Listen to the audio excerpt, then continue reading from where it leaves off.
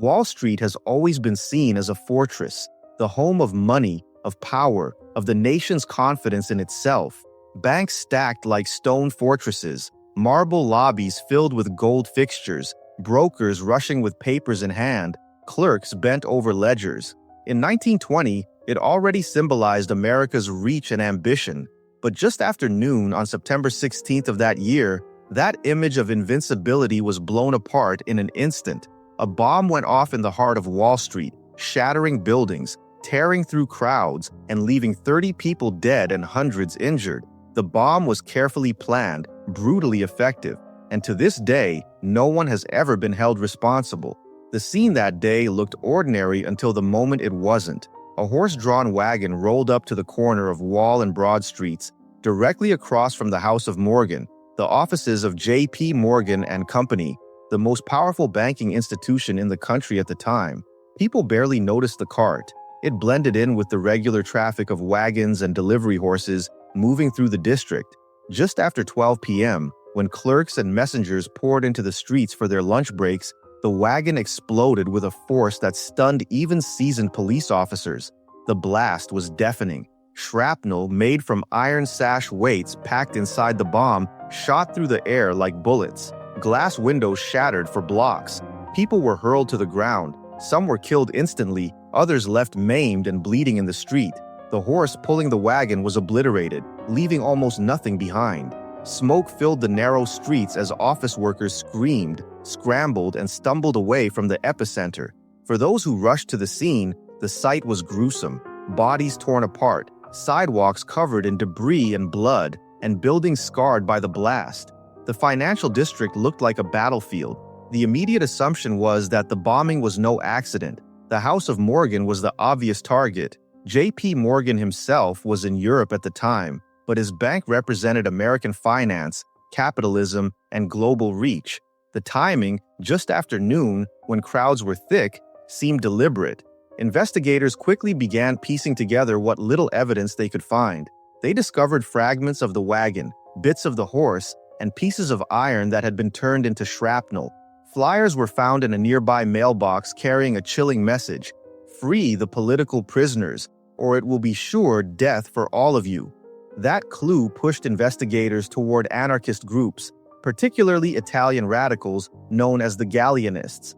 This was a time when anarchist bombings weren't uncommon.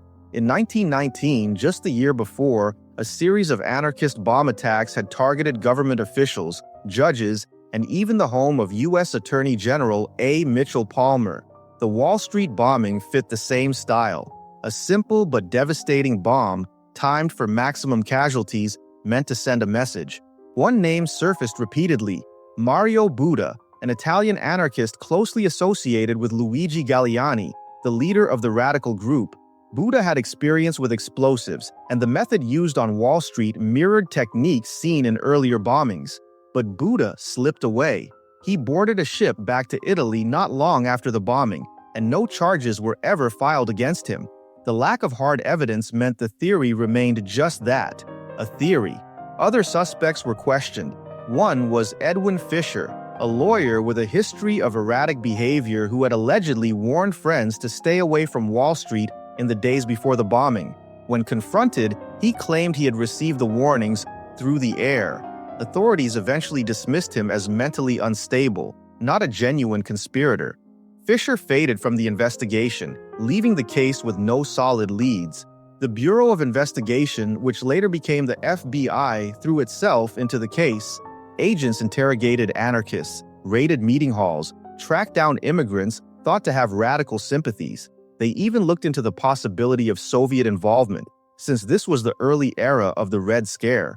But every lead ran cold. Witness accounts contradicted one another. Physical evidence was sparse. The explosion had incinerated most of the wagon and its contents, leaving only fragments to analyze. By the mid-1920s, the case was effectively cold.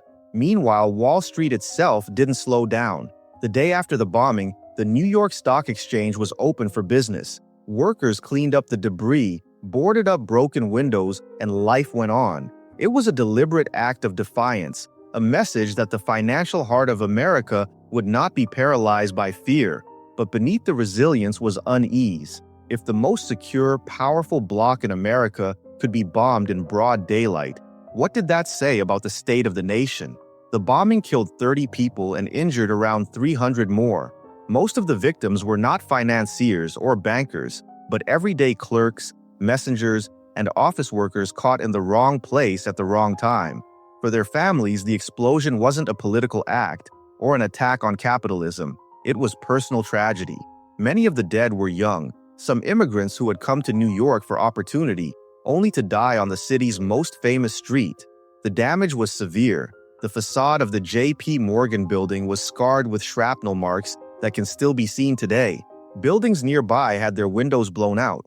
The crater in the street was filled, the sidewalk scrubbed, but the memory of that noon hour lingered. And because no one was ever convicted, the attack became part of a broader anxiety in the city, that enemies could strike, disappear, and never face justice. Over the years, historians have returned to the Wall Street bombing, re-examining the evidence with modern eyes. Most agree the Galleanist anarchists were the most likely culprits, with Mario Buda the prime suspect. The flyers, the method, the timing all point in that direction. But without definitive proof, the case remains officially unsolved. It is a wound without closure, one of the deadliest terrorist attacks in New York until September 11, 2001. The bombing also marked a shift in how America viewed security.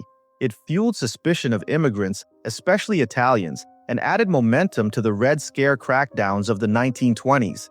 Thousands were arrested for radical ties, and many were deported, even if they had no connection to the Wall Street attack.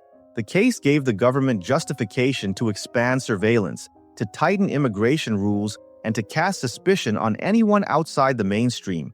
Today, if you walk down Wall Street past the New York Stock Exchange and the imposing stone facade of the old J.P. Morgan building, you can still see the scars. Pockmarks from the shrapnel remain in the walls, a quiet reminder of the day a bomb turned the street of money into a battlefield. Most people pass without noticing, unaware that beneath the suits and skyscrapers lies the memory of one of New York's darkest afternoons. The Wall Street bombing is a story of violence without resolution. No one confessed, no one was tried, no one paid the price. It was an attack on confidence, on the belief that money and power made the city untouchable. The unanswered question remains, was justice ever possible, or was the bombing always meant to vanish into silence?